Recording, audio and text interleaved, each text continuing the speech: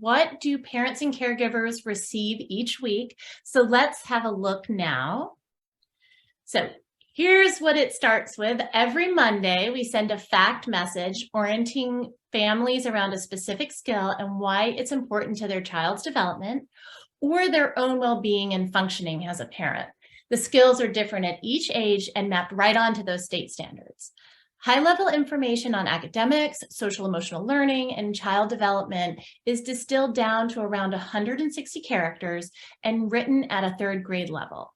So we know that when we are under stress or duress, cognition decreases, right? It's harder to think, it's harder to act.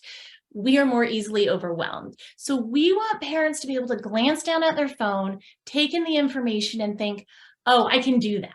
So you'll notice our fact messages also come with an image and a tagline, and this is for two reasons.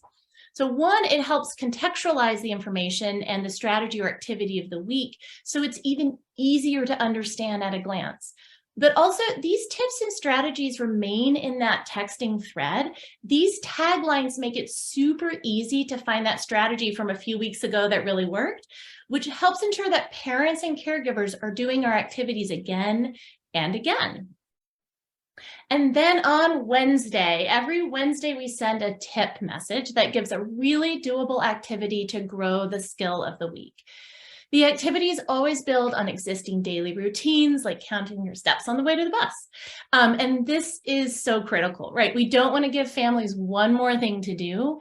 Instead, we leverage what they are already doing. And we work extra hard to ensure access by never requiring additional materials, just, the people, the places, the things that are already existing in a family's life. For the trauma-informed program, we work with mental health experts to ensure that the activities and experiences we are suggesting are not activating or triggering. We also work with experts to ensure that the activities resonate with all different lived experiences.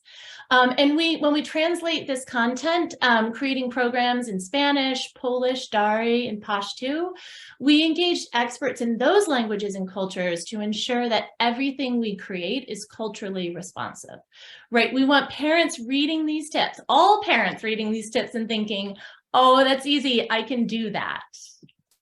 And then on Friday, finally on Friday, we send a growth message.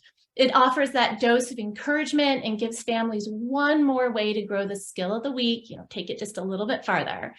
This careful scaffolding allows families to build new skills on top of known skills, which we know helps set everyone up for success. And we also know that when parents and caregivers are given really specific and strength-based ways to support their children, they do it. 99% of parents say that it's easy or very easy to read and understand our text messages, with 94% of parents and caregivers doing at least one of our suggested activities weekly. That is great. So additionally, and this is that secondary stream that Rebecca had referenced, twice a week, parents get messages linking them to local resources and supports. And we'll talk a lot more about this community support stream later, but we know that in order to help families buffer trauma, we must support them with concrete resources.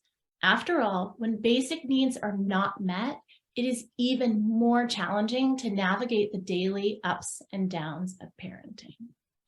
And a quick note, we do all of this communication with families via text because it is by far the most accessible technology, with 97% of adults under 50 in the US sending and receiving text messages, and those text messages have a 98% open rate. And we know this approach works. Since 2013, the Ready4K approach has been tested again and again with just incredible results.